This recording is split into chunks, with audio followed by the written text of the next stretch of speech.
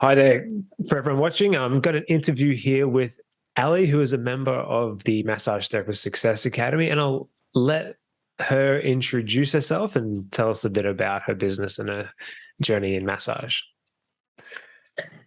Hi, I'm Ali. I have a clinic based in Perth, Western Australia. I've been a remedial massage therapist. It'll be 8 years in October.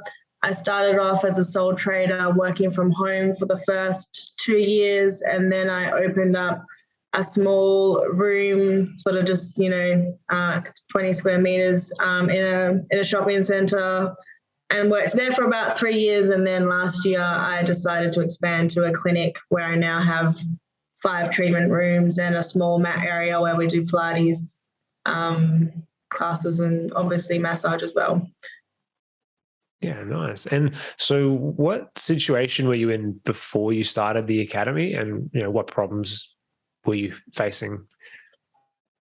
I guess the main issue was, like, obviously I've collected my own clients for the last sort of 3 to 5 years, so I had no problem getting clients, but it was now I have these additional therapists that were not getting booked because my clients weren't booked with me, and so I needed to advertise to bring in more people so they could book up their own clients, and try and mitigate who I can palm off to them without losing too much business, which is a bit of a challenge if you decide to expand your business, basically.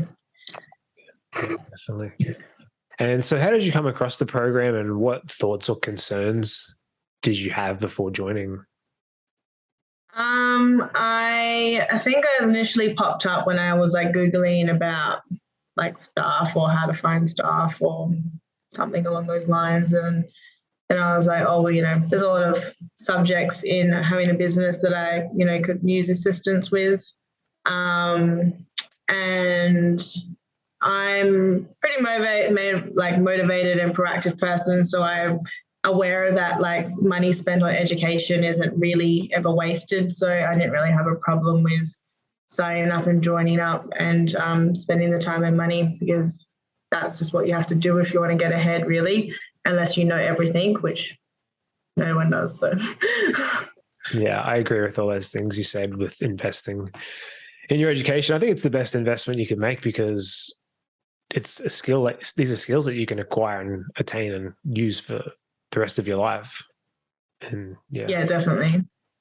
And a lot of people obviously skeptical when they see ads or whatever for courses or programs. But were you concerned or skeptical or anything like that? I mean, you always have to be skeptical of, I guess, things online. But I suppose knowing that you were from Australia and had reviews and stuff, at the end of the day, it was $30. If it was a scam, it was not going to be the biggest loss ever.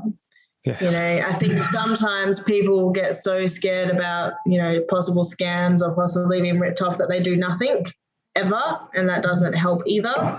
So I think taking the plunge and obviously doing your research, not just making quick decisions without any sort of prior research or investigation, but definitely not being so scared to take action as well. Yeah, true. Yeah, nice. And so what positive results did you have in the first month when you joined and since? So I've been doing, well, I did a couple of boosted posts, which are different to Facebook ads, which I didn't really realize until I started the program, and was wondering why I was getting really good results for some of my posts and really bad results for some of the others. So once I went through the program, I sort of realize the differences between a boosted post and a Facebook ad, and also wording and stuff that you use and time when you post as well. And some of my ads have been really successful and some of them not so much. And that's where sort of the tweaking and trial and error comes from. So yeah, you were saying that, you got your ads working, and were you able to fill up your new therapists? And I mean, what would a typical ad bring in with the amount of clients? sort of anywhere between kind of like 5 and sort of 15 in a week. I think on average we've had like, anywhere between sort of, I guess, like 20 to sort of 40 new clients a month, kind of thing. So my new therapists, at least the ones who are remedial massage trained, have been sort of filled up in the times that they are available. But then there's always like drops in certain weeks for whatever reason. It's winter, it's school holidays, whatever. But for the most part, they're sort of progressing their growth in how many clients and stuff they're doing. Yeah, nice. And in what other positive ways has getting good at online marketing that helped? Like, in what other ways has it helped you? And, has it changed like how you felt, like giving you more confidence in business, or, and not just the ads, but the other modules? Yeah, I mean, like I knew, obviously, like expanding my business, that doing things like, videos on, I guess like a certain technique or a certain musculoskeletal condition, or getting confident on the camera is like a big part of how successful like your online marketing or is. And I have got some pretty good results, even from just doing a posted ad of like, how to fix lower back pain or whatever. Those videos tend to get more views than just a photo.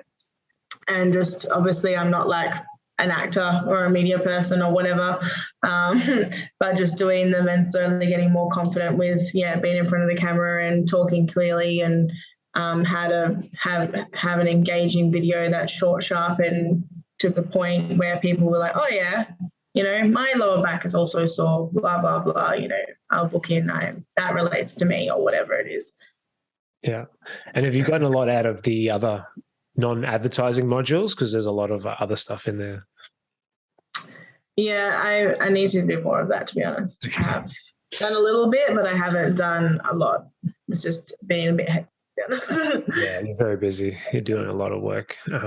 And okay, so outside of the academy, what have been your 3, or just some of your top challenges that you've had to overcome since you started being a massage therapist into growing your business to where it is now? And how did you overcome those? I guess the biggest challenge is like as a sole trader, I suppose, like doing everything, like being a good remedial massage therapist and doing your admin and doing your marketing and doing your accounts and your bookkeeping or whatever. If you're lucky enough to be able to afford one to do your own, then that's great. But for most people, when they start out, they can't. So balancing that time, and then also,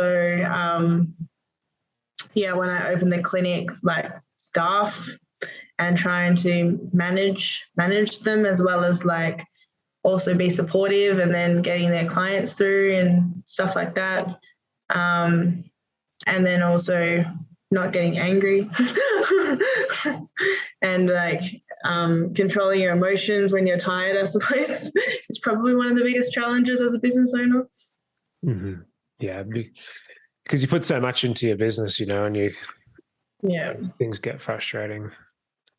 And overcoming them, I mean, I wouldn't say that I've overcome them. I say that it's still ongoing. Like staff is like an ongoing challenge. Trying to disperse my time between, managing and educating and marketing and actually treating clients I always feel is kind of out of whack. Like if I do some training sessions with my staff, then marketing goes out the door. And if I do focus on marketing, then training goes out the door, because it's only, so many time in a day, and get pulled in every direction. It can be definitely challenging in that startup growth phase, but it's imagine trying to do it without having a consistent stream of clients coming in the door. Like I don't even know how people do it. Yeah, definitely. Without great marketing. Certainly it like takes off a massive stress when you can get clients in though. Definitely, yeah. And so what are some of your top strategies that have helped you grow your business? At the sole trader stage, I didn't really do a whole lot of online like marketing. I did a few Facebook posts, but it was like predominantly like word of mouth, I suppose. And then once I sort of grew bigger, like having a decent website where you have good like presence on Google is really important. And then I did watch a video about Google reviews and having more reviews, and obviously high reviews as well also helps your position. And recently I had an event for like my 1 year birthday where we gave out vouchers, like 30% off vouchers, and if they gave us a Google review. So we gave little 10-minute massages, and then we're like, here, have a voucher if you give us a Google review. And even just that, some people from the neighboring suburbs have found us on Google, whereas previously they have not. So that definitely makes a difference. Yeah. Google reviews on the Google My Business profile is massive. It's massive. Yeah. It helps a lot with your ranking. Yeah. And what do you feel? Just keep on growing that for sure. Yeah. And what do you feel sets your business apart from others in your area? Because there's a lot of probably competition in your area. Yeah, definitely. Especially particularly in the suburb that I'm in, there's probably at least 4 or 5 other massage places and at least 4 other like sort of multidiscipline clinics, physios, chiros, blah, blah, blah, blah. Mm-hmm. In terms of the multidiscipline businesses, I think obviously what we offer as massage therapists is very valuable in its own entity. I think chiro can be useful for certain things, physio can be very useful for certain things, but massage has a holistic approach. So if you got a good remedial therapist, you sometimes won't need to go to any of those other type of therapies. And in terms of other massage places, well, they're just not trained. They're not trained.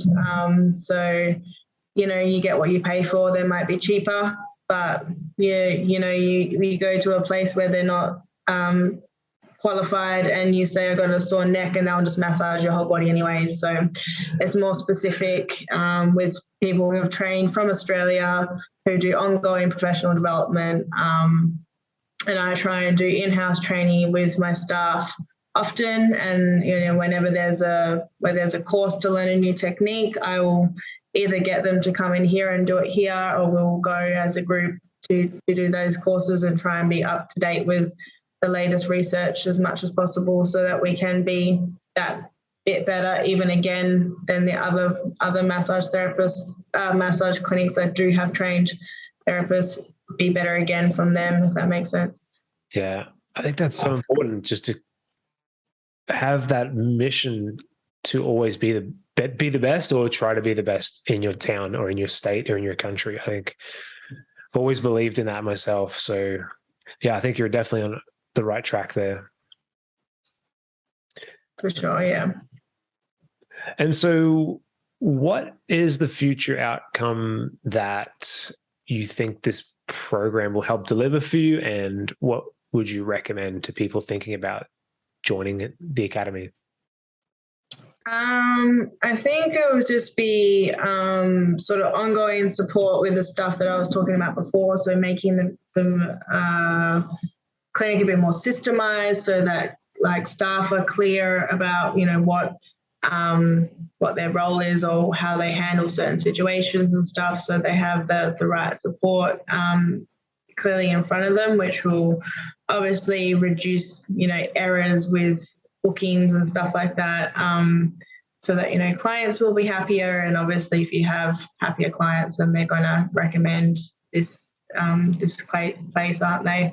So, and then involving everyone into sort of doing those Facebook ads or those videos and marketing, and keep on growing clients for everyone are the main 2 things that I think I'm going to keep on getting from the academy. and also just, knowing that you have bad days, in business, and not to give up, and keep on trying different approaches. And sometimes it might not, you might have a great, Facebook ad, and you just haven't had the right wording or something like that, and the right people haven't seen it, or it's the wrong week or the wrong time you posted it. So just keep trying, and don't give up, really, because it'll happen eventually. If you've got a good service and a good attitude and you're positive, like, things will work out eventually. Yeah, nice. And so what would be your recommendation to people thinking about giving it a go? They might have been on the fence about it.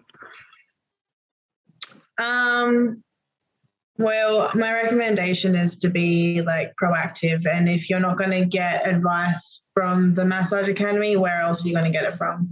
You're unlikely to be able to get ongoing free advice and support that is valued, or you might be able to for a little while, but it wouldn't be easily accessible. And if you've never had a business before, that extra support so you are successful is probably, I didn't start off with any sort of help or support. I just kind of rolled with it, and I probably would have been a lot more successful a lot quicker if I did things, properly from the beginning. But, we all live and learn. Yeah, true.